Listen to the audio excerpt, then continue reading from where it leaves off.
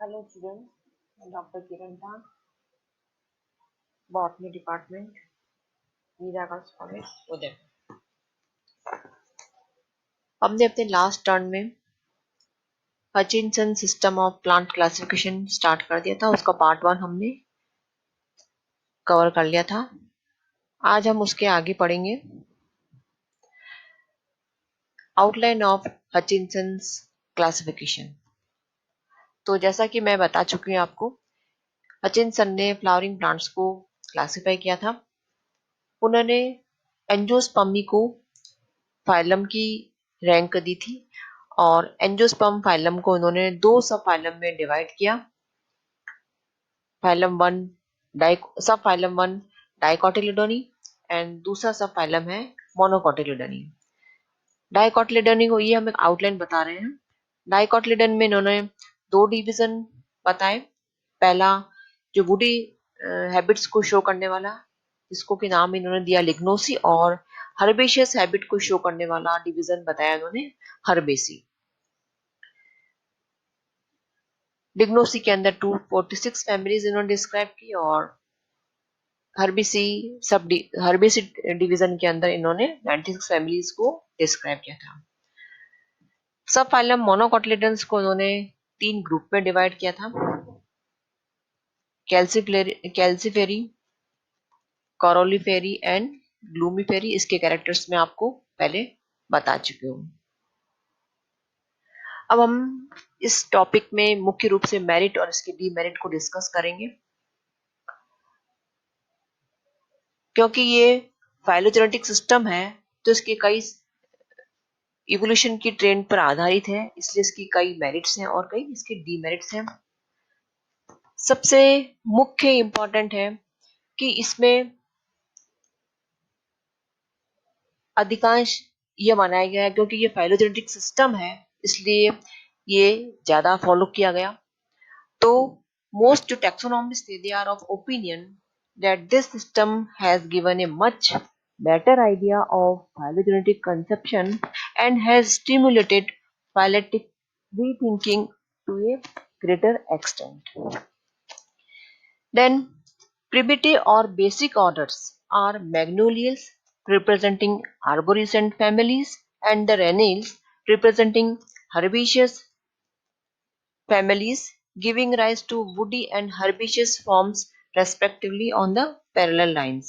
अर्थात ये मैं पहले भी बता चुकी हूँ कि जो प्रो एंजियोस्पर्म्स है उसकी 2 पैरेलल लाइंस बनाई इन्होंने।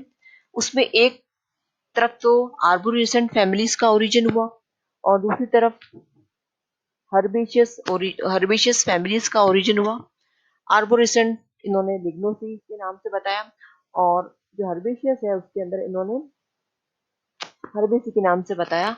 तो उसकी लिग्नोसी की प्रिमिटिव मैग्नोलियल्स है और हर्बेसी की प्रिमिटिव इन्होंने रेनिल्स बताया, और दोनों ही इन्होंने बताया कि ये पैरेलल लाइंस हैं। तो ये लोगों के द्वारा इसको एक्सेप्ट किया गया। इनका एक और जो क्राइटेरिया था कि bisexual flowers are more primitive than unisexual flowers and polypetalous flowers are more primitive than gamopetalous flowers। ये भी सब जगह इन्होंने लोगों ने इसको एक्सेप्ट किया है।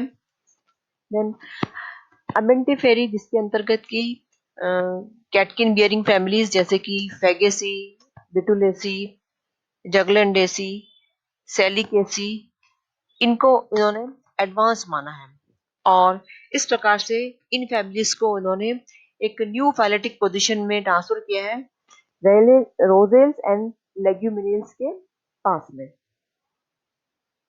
और इनके जो इनकी जो पोजीशंस हैं वो इन्होंने बहुत ज्यादा उसको अपरेंट माना है और their apparent simplicity represent reduction and specialisation. इसको इन्होंने प्रिमिटिव नहीं माना है और उसको स्पेशलाइजेशन के रूप में इसको कंसीडर किया है।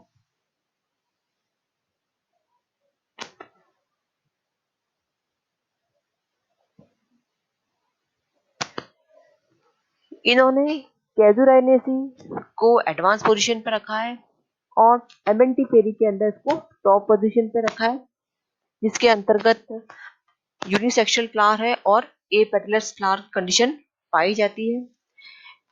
एक और इनका प्लस पॉइंट ये है कि इन्होंने कई जो बड़े बड़े ऑर्डर्स थे जिसके अंदर कई सारी फैमिलीज एक साथ डाल रखी थी, उस बड़े बड़े ऑर्डर्स को उन्होंने छोटी छोटी फैमिलीज के रूप में उसको स्प्लिट कर दिया है। तो उससे क्या हुआ, ग्रुप सिंप्लीफाई हो गया। जैसे कि रोजेल्स, पैराइटेल्स हैं, मालवेल्स हैं, कई सारी ऐसी फैमिलीज थी, उसको उन्होंने ऑर्डर्स का रैंक दे दिया है, अर्थात उसको ऑर्डर के रैंक के लिए उसको अपग्रेड कर दिया है। जैसे कि लेग्यूमिनोसी को इन्होंने लेग्यूमिनियल्स में कन्वर्ट कर दिया, उसको उसका दर्जा दे दिया। सेक्सिफ्रिगेसी को इन्होंने सेक्सिफ्रिगेल्स ऑर्डर दे दिया, और इसी प्रकार से पोडोस्टिमेसी को इन्होंने पोडोस्टिमेल्स ऑर्डर का दर्जा दे दिया। तो ये एक इसकी पॉजिटिव पॉइंट था। Then reshuffling of several orders and the families, जैसे कि कैक्टेल्स जो कि एंग्लोपेंटल की ओपन शेल्स ऑर्डर कहलाता था, तो Cactales has been placed close to the Cucurbitales and the Passiflorales, जो कि सही माना गया। और origin of monocotyledons from dicotyledons at an early stage of evolution, the point of origin being the renals, ये भी सर्व रूप से एक्सेप्ट किया गया है, ये इसका एक पॉजिटिव पॉइंट है। Then splitting of Helobi into separate orders and considering the order Butomales as the starting point of monocotyledons, ये भी सब रूप से इसको मान्यता दी गई थी। Then reshuffling of genera of Liliaceae and Amarylraceae on the basis of inflorescence characters, ये भी सब जगह एक्सेप्ट किया गया, ये इसका पॉजिटिव पॉइंट था। And rearrangement of several orders finally ending in the highly advanced Cyperales and the Gramineals, ये भी सब जगह इसको स्वीकार किया गया। अब हम बात करते हैं डीमेरिट्स की। Many taxonomists do not agree with his rigid bifurcation of dicotyledons into Lignocae and Herbaceae, and it seems to be arbitrary and illogical. उसकी वजह से क्या हुआ? As a result of this, many naturally families had to be vivisected unnecessarily, and the phylogeny was mixed up rather than the simplified. Then, many taxonomists hold different views regarding the relationship between various orders and the families, and monophyletic view regarding the origin of angiosperm is not universally accepted.